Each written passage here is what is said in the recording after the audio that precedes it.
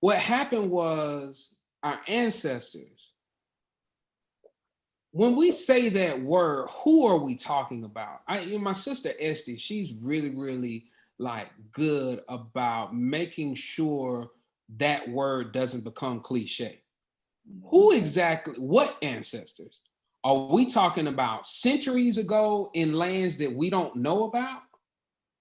Are we talking about a couple of centuries ago about enslaved Africans and enslaved indigenous Americans that were already here, that were also enslaved, and then they had babies, and that's why we look like we look today, but anyway, or are we talking about the 60s, the freedom struggle, the 50s, the 60s, like, because if we're talking about 50s and 60s, those ancestors, what they were doing is exactly what you're talking about. They were fighting for us to get a seat at the table.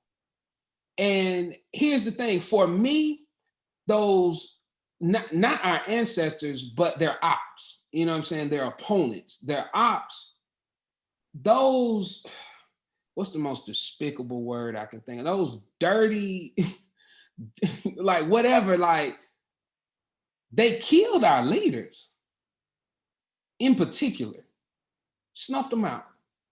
Boom, taking you out, taking you out, taking you out. I mean, whether it's Fred Hampton, Dr. King, you know what I'm saying? Like whoever it is, Malcolm X, like they killed them, took them out, and left us, we had to play, but we didn't have the leader, we didn't have the leader involved, left us with the play. And so we kept on fighting for the seat at the table all the time.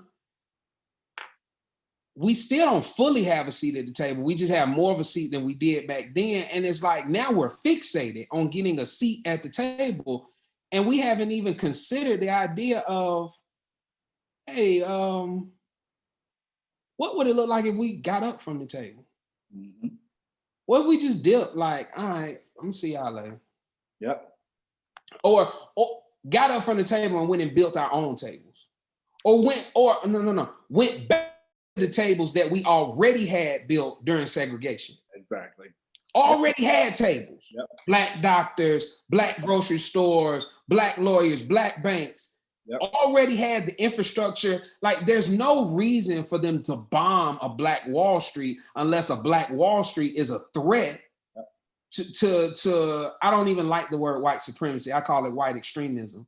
Is a threat to white extremism.